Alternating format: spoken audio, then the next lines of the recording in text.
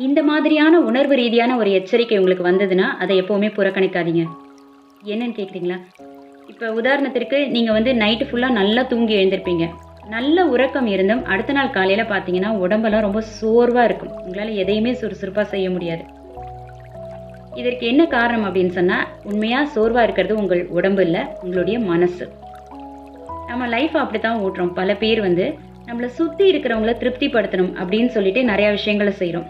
அது வேலை பார்க்கும் இடமாகட்டும், இல்ல வீடாகட்டும், நண்பர்கள், உறவினர்கள் மத்தியிலாகட்டும், எங்கேயா இருந்தாலும் அவங்க என்ன நெனைப்பாங்க? அப்படிங்கிற ஒரு எண்ணத்திலேயே நம்மளுடைய வாழ்க்கைய ஓட்டுறோம். அவங்கள திருப்திப்படுத்தணுங்கிற எண்ணத்திலேயே ஓட்டுறோம். அதனால ஒரு கட்டத்துக்கு அப்புறம் நாம வந்து நமக்கு என்ன தேவை அப்படிங்கிறத மறந்துடுறோம். அதுதான் நம்மளுடைய மனச சோர்வடைய வைக்குது. மனசு சோர்வடையும் பொழுது உடம்பும் சோர்வடைஞ்சு போகுது.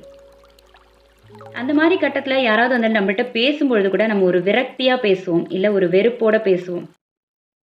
இனிமே அந்த மாரி ஒரு கட்டம் உங்களுக்கு வந்துச்சு. அந்த கட்டத்தில இருக்கீங்க. சோர்வா உடல் சோர்வா உணர்றீங்க அப்படின்னு சொன்னா, கண்களை மூடி முதல்ல ஒரு 3 முறை டீப் பிரெத் எடுங்க. நல்ல டீப் இன்ஹேல், டீப் எக்ஸேல் எடுங்க. அதுக்கப்புறம் எனக்கு இப்ப என்ன தேவையா இருக்கு அப்படின்னு உங்களுக்கு நீங்களே கேள்வி கேளுங்கள். Self talk.